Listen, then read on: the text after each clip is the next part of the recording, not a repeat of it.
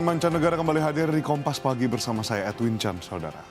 Israel menggempur sejumlah desa di selatan Lebanon Senin waktu setempat dengan dalih menyerang infrastruktur milik militer Hizbullah. Sementara itu, sedikitnya 1 orang tewas dan 4 lainnya terluka setelah sebuah pesawat nirawak Israel menghantam kendaraan yang sedang melaju di kota Ansariyah, Lebanon Selatan pada Senin waktu setempat. Rekaman video menunjukkan militer Lebanon dikerahkan di dekat sebuah mobil yang hangus, sementara tim pertahanan sipil menyemprotkan air ke puing-puing mobil dan warga berkumpul di dekatnya. Israel dan Hizbullah menyepakati gencatan senjata pada 27 November 2024, akan tetapi Israel terus melakukan serangan sporadis di Lebanon dengan alasan serangan tersebut menargetkan infrastruktur dan personel Hizbullah.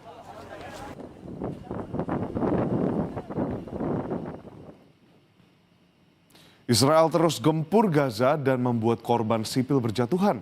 32 warga Palestina dilaporkan meninggal dunia.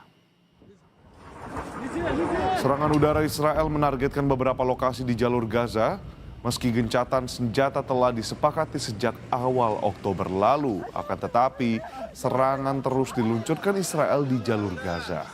32 warga Palestina dilaporkan meninggal, mayoritas korban adalah anak-anak dan perempuan.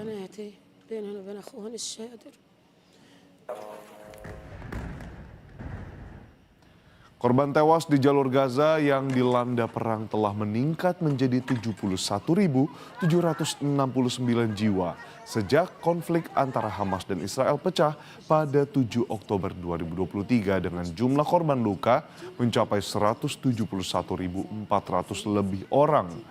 Data Otoritas Kesehatan Gaza, sejak perjanjian gencatan senjata berlaku pada 10 Oktober lalu, serangan Israel telah menewaskan 509 orang dan melukai 1.405 lainnya.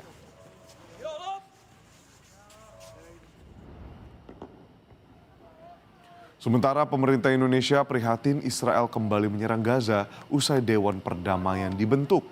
Menteri Sekretaris Negara Prasetyo Hadi menegaskan Indonesia tetap berkomitmen memperjuangkan Palestina. Menurut Pras, Presiden Prabowo Subianto telah memberi masukan kepada negara-negara anggota Dewan Perdamaian secara internal. Kita prihatin ya, masih terjadi serangan, tapi bagaimanapun juga kita akan terus berupaya karena itu bagian dari komitmen kita bangsa Indonesia untuk membantu saudara-saudara kita di Gaza dan di Palestina.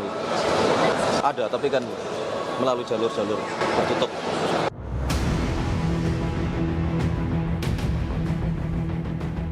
Bergabungnya Indonesia dalam Board of Peace bentukan Amerika Serikat menuai penolakan sejumlah pihak, salah satunya Majelis Ulama Indonesia. Menanggapi penolakan itu, Mensesnek Prasetyo Hadi bilang, Indonesia bergabung dalam Board of Peace sebagai upaya membangun dialog. Mensesnek juga menegaskan Indonesia tetap berkomitmen memperjuangkan Palestina. Nah, kita nanti akan berdialog dengan MUI dan kami yakin nanti kita akan berikan penjelasan kenapa kita memutuskan untuk bergabung di Board of Peace ini. Itu kan bagian dari cara kita membangun dialog. Kalau kita tidak ikut bergabung, bagaimana kita berdialog untuk memberikan masukan, memberikan pendapat gitu, dalam rangka kita memastikan perjuangan kita supaya bangsa Palestina bisa diakui kemerdekaannya. Gitu. Sebelumnya MUI mendesak Indonesia mundur dari keanggotaan Board of Peace. Wakil Ketua Umum MUI Kiai Haji Holil Nafis bilang, Indonesia bergabung dengan Board of Peace itu jelas tidak berpihak kepada Palestina.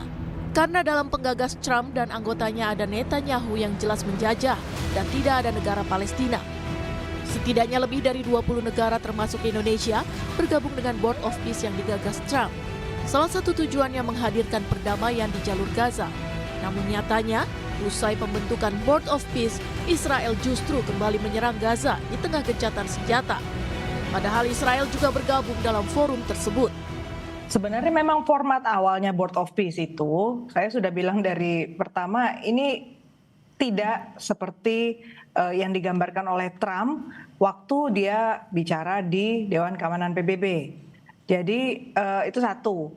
Jadi format yang dikehendaki dalam Dewan Keamanan PBB itu jelas harus step by step melalui proses negosiasi antar negara. Sementara kalau Board of Peace-nya Trump ini dia mengedepankan caranya dia kan, caranya Amerika Serikat untuk menyelesaikan masalah dengan cara dia.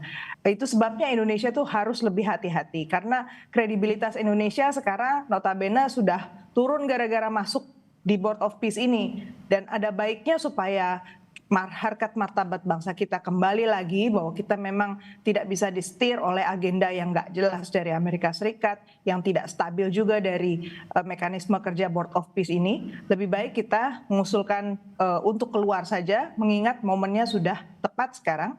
Israel jelas-jelas tidak menghormati apa yang berlangsung di dalam Board of Peace. Kini pembentukan Board of Peace semakin dipertanyakan. Apa sebenarnya tujuannya?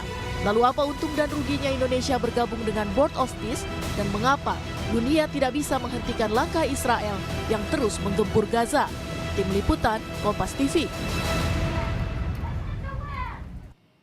Kita ke sorotan lainnya, saudara. Aksi kekerasan di Provinsi Balochistan, Pakistan pada hari Minggu waktu setempat menewaskan lebih dari 190 orang dan memaksa otoritas keamanan Pakistan memberlakukan operasi keamanan di seluruh wilayah tersebut.